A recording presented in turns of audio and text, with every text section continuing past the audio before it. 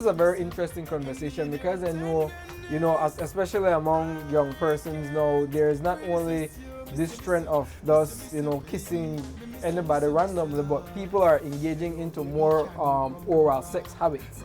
How serious is that in terms of transmission in transmitting an STI from, through the oral way? Through the oral way. Oral way. As, that's Yeah. Well, I did some research and I found something very interesting, and I was sharing with a colleague about it. It shows that a person who performs oral sex on a woman, their chances of getting infections are very less than if a woman performs oral, or a person performs oral sex on a male. You are prone to having far more infections. So there is better for men to. Oh yes. And I would. No, I've been talking to some. Wait, let her finish. That I think that hit a little from the bone pan Tyrone, but yes. I need to bring it up. You know why? I have to say it because there's a lot of men or persons who say, I don't want to go down on a female because she bleeds from there, she has a lot of fluids coming out from her vagina, and baby, and they think it's gross because it's so close to the anus and all of that, right? And then when I did my research, it showed that the most infection that you can get from that, and which is very rare, is going to be herpes, genital herpes. Okay. And then to get from a male, from you performing oral sex on a male, you have chlamydia, you have gonorrhea, and then the way you would automatically know that those infections, especially chlamydia and gonorrhea, is because you get an automatic throat infection within the first few days of infection. Okay. So right? And then there is herpes as well. This is new information to me. Right? These are new information, and the thing is that people don't, because if people think oral sex is one of the lesser type of risky behaviors, but also it can also be detrimental, and people don't think about protecting themselves when they're performing these things. They want to go straight to it and don't think about, I tell people they want to have sex in the dark. I said, carry a flashlight, spot it, look at it. If it smells funny, you don't know something to go on there. When it comes to this very conversation, especially when it comes to transmission of STI, do you think it's lack of knowledge being brought to young people, or do you, in fact not young people but in general the general public, do you think it's lack of information, or is it that people know the information and don't want to practice better sexual practices? I think it has to do with the practices. They would say in most cases anal sex, which would be your highest risky sexual practices, and as well as vaginal sex without the use of condoms, okay, or protection. Those are the ones that people usually go straight to and say, oh, if I protect myself in those areas, then I less possibility of getting infected. And then people usually on the back burner, they don't think about the oral sex as being that also can put you at risk, right? But I think it has to do with information as well. Sometimes we find out that people have the information, but they just don't know how to apply the information. I have gone to several classroom sessions where the students will be asking me, Miss, and that infection could kill you, and Miss, and that one will kill me, and then they don't even think about the other effects, the symptoms that it comes with. Like for instance, there is some of the STIs can give you blindness, like syphilis. There is the syphilis can also give you dementia. You could lose your mind, right? And in the latter stages, you have things like, and eventually it can cause death. Right? Those are just some of the stuff, but people don't necessarily think about those. Infertility, when it comes to chlamydia and gonorrhea, those are the ones too. There are sores that are there. If you already have a sore from another infection, increases your chances of catching other viral infections, like HIV. Where do you see that young people get most of their information from? Most of the information is from what we call peer-to-peer. And that is the reason I know BFLA does a lot of peer education training, because they want that the information that is being passed on from one person, from another young person, not even only young persons, but anybody who's in a set area or have identity, they can say, I'm a peer to Tyrone and we could talk certain things. The same thing applies with young people, and they share a lot of information. But the information that is being shared, sometimes it's the half-truth, or something like that. Or I need to get back to you on that one type of thing. And then most of the information as well that is coming out is coming through social media, right? Now the application of what they know is another thing. They know, they would say, oh, I know if I put on a condom, you could go at health fairs, and they put on the condom and they want to win the prizes and everything. But when they leave that booth, you wonder if they're actually going to practice what they're telling you that they know. Yeah, that's right? true. What we're going to do, we're going to take a commercial break and we'll come back with more of Big Chats right here on Love TV. Oh, sometimes I get a good feeling, yeah. Get a feeling that I never had before. No, I get a good feeling, yeah. Oh, sometimes I get a good feeling, yeah. We can beat them forever and ever. Oh, we can be heroes just for one day.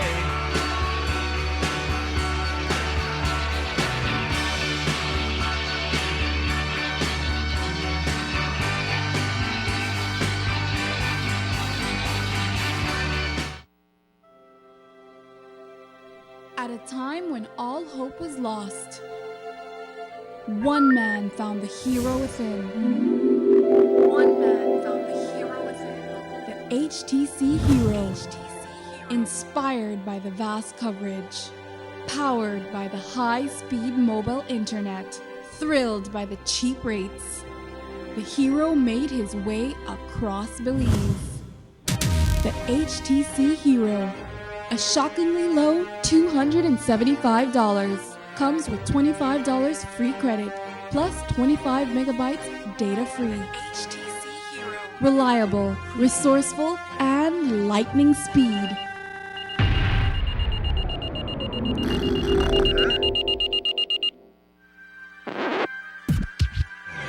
The hero in you is calling. Answer.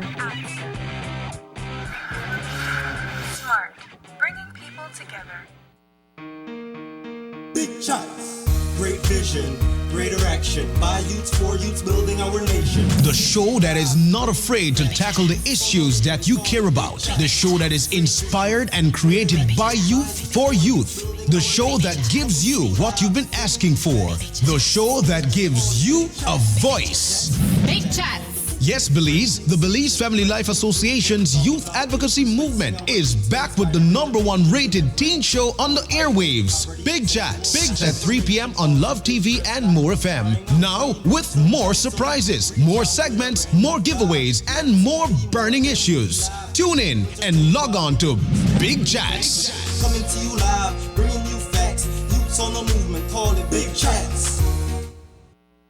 Many faces, many dreams, one goal. Celebrating Belize. When there is the Belizean flag, I'll be there. Love FM is once again celebrating the love of our beautiful Belize with Raise Your Flag 2012. Belizeans, now is the time to show the world how patriotic we are, how much we love our country by raising our flags high. Get your flags, get your buntings, get your paints, and start decorating your houses, your business places, your schools, your bikes, and your cars. Get ready to raise your flags and win. Tune in to Love FM for the dates when the Love Crew will be in your neck of the woods. Raise your flag and win with love, serving, building, and uniting Belize. When there is the Belizean flag, I'll be there. Hummingbird Furnishings is proud of its unique blend of wicker, rattan, wood, bamboo, and resin outdoor products made for domestic and commercial use. We continually strive not only to create beautiful work of art, but furniture that will last a lifetime. Each piece is intricately hand-woven and manufactured with the finest materials and craftsmanship available. Thorough inspections are executed as products progress through each department, assuring our customers the highest quality. Let us help you to create your very own masterpiece. Visit us in San Pedro, Placencia, or Belmopan. Browse our website www.hummingbirdfurnishings.com or call us at 822-3164. Hummingbird Furnishings, beautiful furniture built to last a lifetime. When it comes to keeping the nation informed, the team of reporters and producers at the RSV Media Center is the undisputed leader in Belize. The evening news on Love Television is up to the minute, fair and balanced, and delivered to you in a way that makes it easy to understand. Join Andrew Gidwani and the news team each weekday evening at 6 o'clock for Belize's premier evening news. When Belizeans want news they can trust and depend on for accuracy and objectivity, they turn to The Evening News with Andrew Gidwani, only on Love Television, highlighting all things Belizean.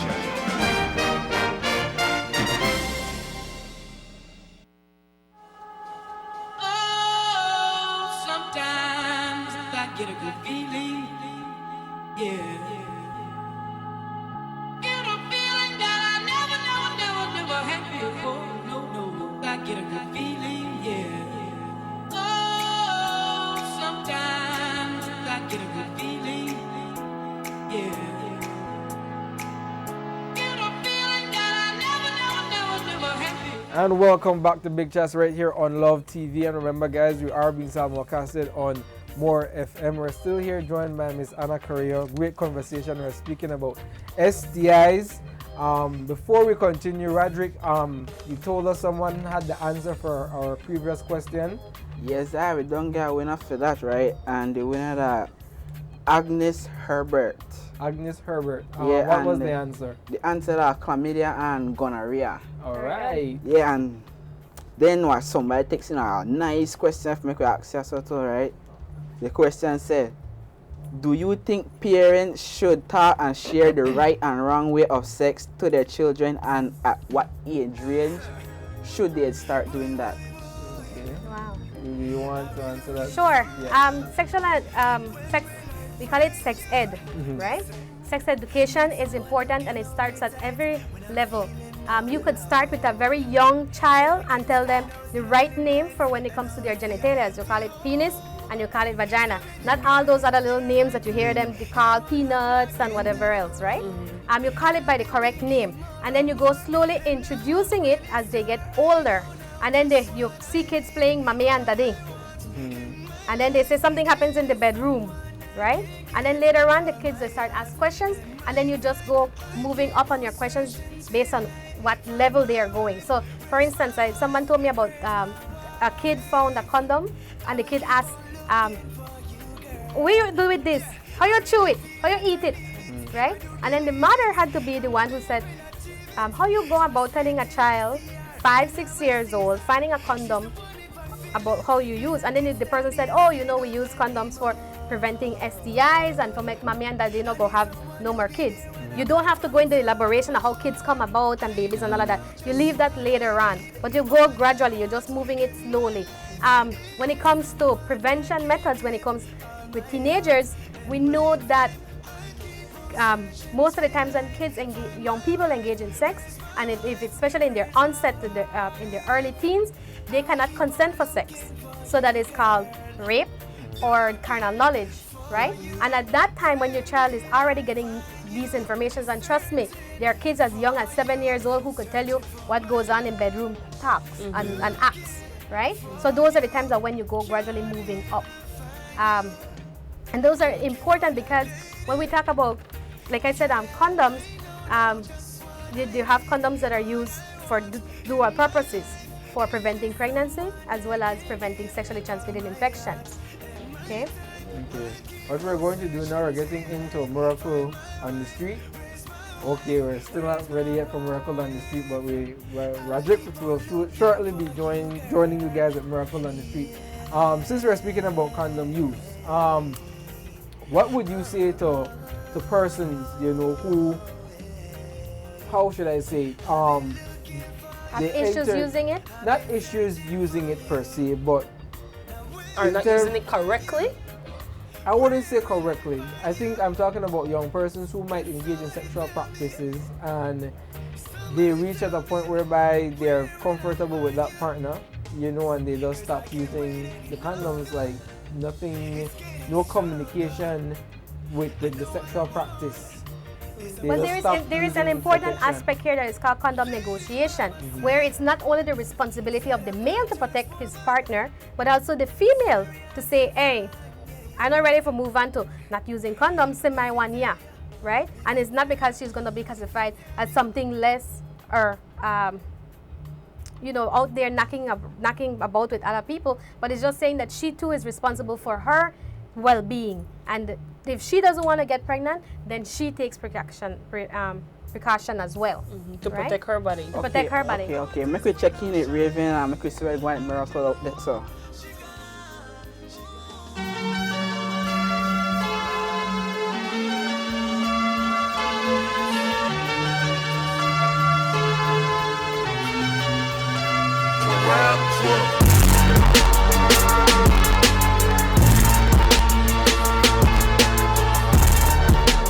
Miracle on the Street. This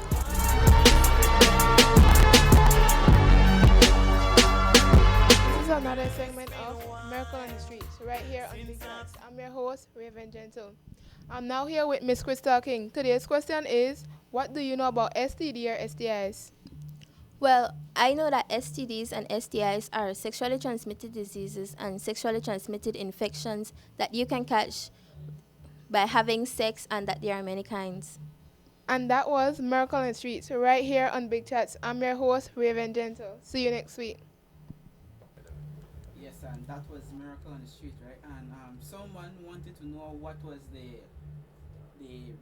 item that they would have won for the second prize, and the thing was the half liter of Coca-Cola, the 6-pack. That was the prize you would have won. Now back to you, Tyrone. Okay.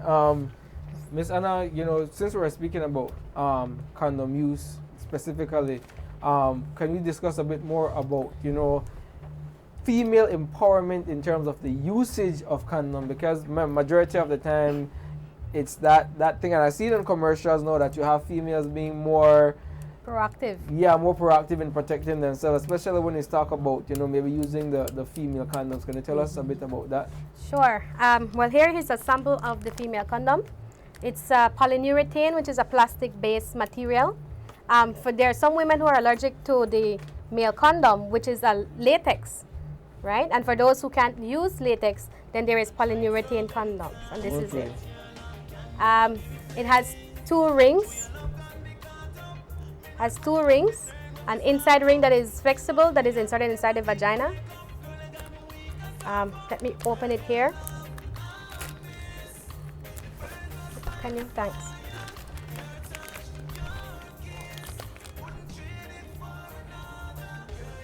This here, the top here, this is the inside ring, and it's very flexible. And then there's an outside ring. So the inside ring goes inside the vagina, and it's inserted, you do a figure 8 on it, and then you glide it inside the vagina in there are several positions that you can do it, like lying down on your back and opening your legs and inserting it. You can squat, or you can have where you lift one leg over something and then you insert it inside. When this goes inside, then you just fix it glidely, nicely and gently, fix it, and then this will stay in front of the cervix. Okay. This way. This stays on the outside. Okay. Okay. And I heard that you could actually insert this like maybe 2 hours or 3 hours before you actually engage in any sexual intercourse for females. Well, you can, but I could imagine as well, the ring, despite being flexible, it can cause some discomfort. Okay. Right? So we usually recommend it that it's done at the beginning. And for women who have issues putting it in themselves, because we have women or girls who have issues with their own bodies, they're like, ew, I don't want to touch tongue there, type of thing. You can have it where your partner is inserting it inside of you. Okay. And then, and just to mention a little bit about some of the sexual activities that can happen, you can use it as what we call foreplay. Okay. Right before the sex actually begins, you can touch each other, and mutually masturbate each other, get each other turned on, and then you can insert this inside. Okay. Okay, wow. It's very flexible. And it's very it's lubricated, yes. It's very lubricated. It's very lubricated. All right. My dear, before we continue, can we get into our last question for today? The last question. No, we only have 2 questions for today. We only have two questions questions. for today. All right. Yes. I thought we have a third one. And remember, guys, if you're out there watching this program, you could also send in your text and ask the questions that you might want to know about STIs and about condom use. What we're going to do now, we're going straight into our LOL moment, and we will be back with more of Big Chats right here on Love TV.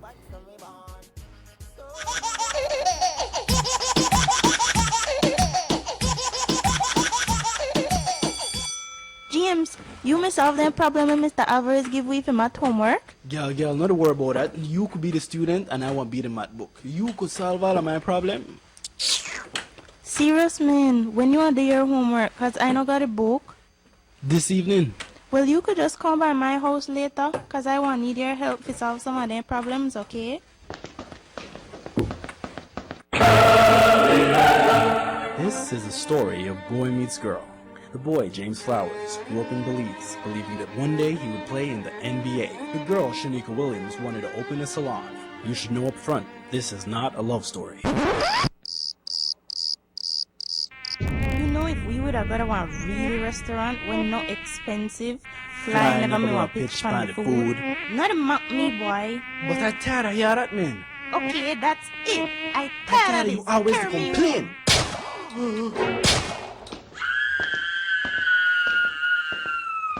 Watch and move or else you are dead. Please, don't kill me. Please don't kill me. Don't kill me. Please don't kill me. No tell nobody. Okay. The man may have a hat back way, gold chain. Watch, I too late for this man to rise hours. Come back tomorrow.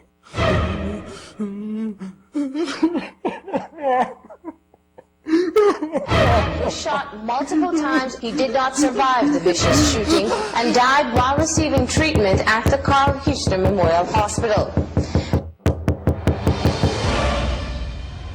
Come with me. I can help you. Tell James Flowers that I look for ya. Tell I ain't dead. What you want? $5 leg?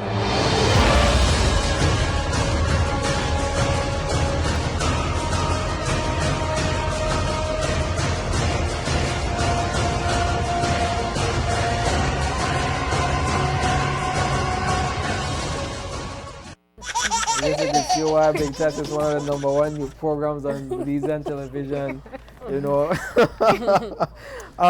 Can you talk about the safe practices of using condoms? Sure. The advantages of using condom, and if it's used properly and consistently, right? You can't say, oops, I had a little moment. But when it's used properly and consistently, it provides 98% effectiveness, right? And we talk about types of condoms. We talk about condoms that are used for certain sexual practices. For instance, you have the condoms that are used for oral sex. They are usually flavored, right? And if you will be having several types of sexual practices, then you go changing your condoms accordingly, right? For instance, if you do oral sex, some people like put their teeth on the condom or when the condom is on, and that can destroy the condom. And then you go inserting it in the vagina, which is a totally different element and environment. It can cause the condom to break. So then what we suggest is that you remove the condom when you've finished performing oral sex, and then you can do vaginal sex with another condom. And if you're going to be performing anal sex, then you need a condom that it has more lubricant, okay? Which is the yucky little gushy thing that was on my hand just now. That will help with when penetration occurs, that there is not much damage and it's easy, entering in. What would you say in terms of, not only about condom use, but when you have parents and you're dealing with young persons, because the whole discussion about STI does involve, sexual practices, and what advice would you give to parents, especially speaking to their teenagers who are at that point, that adolescent age? When the hormones are flaring. Yes. Yeah. What we do recommend is that people be as honest as they can. people say, Miss, how you know so much information? Is because I educate myself to know this information. And the same thing applies for other parents as well. And we have the instances where sometimes parents think it's a school responsibility to be educating their children on these things. And then you have the school sometimes thinks it's the parents' responsibility because that's a very private family matter thing, right? And in this case, it's across the board. Everybody needs to be responsible for themselves. The young person who's going to be engaging in sex, even if you're just starting to be curious and you got those little feelings, you start to find out the information ahead of time, right? Then you have the parents that learn how to speak with their kids, right? I have instances where parents say, oh, I buy the pack of condom and I left it in a room. If that young person doesn't even know how to put on the condom, he would say, oh, yeah, man, you know? Yeah. And then just left it there and they say, thanks for the leaf decoration, you know? I like the flavored condoms. It makes my room smell nice. Or, you know, it's decoration or something because they don't know, right? And as well as the young person, and as well as, you know, the information that is being sent out. We don't need to be graphic. You know, when I was at BFLA, we used to have the pamphlets that when you open them and people cover their face and then they, miss, I want to throw up. You know, those are extreme cases. This is when the infection has gone to that extent. Okay. That is the reason why STIs are very tricky, because some people are asymptomatic, meaning that they have the virus or the bacteria in their system, but they're not showing symptoms. And that is what catches people many times. And then that's for men and women? Both persons, yes. All right, we're going into our inactive and we'll come back with more of our conversation right here on Big Chatz. Welcome to another great show of Big Chatz for the year 2012. This is your NDOT tip for the day. It began with my big toe.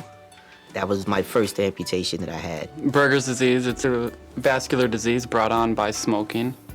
My fingers started to go piece by piece. First it was my left leg. After my left leg, it was my right leg. And so now I'm a double amputee, all from smoking. My tip to everyone is, don't believe that this can't happen to you, because it can. This is your NDOT tip for the day. This week's drug tip was brought to you by National Drug Abuse Control Council. All right, we're back with Big Chatz. Roderick, you had a question to ask? One of the viewers wanted to know what is the most appropriate age to start having sex. Watch that face. You see that face? I want to know why. It's a very valid question. We can go into it. All right. I won't give age or a specific age.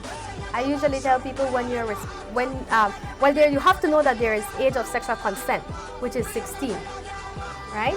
And as well as I would want to say that most 16-year-olds are not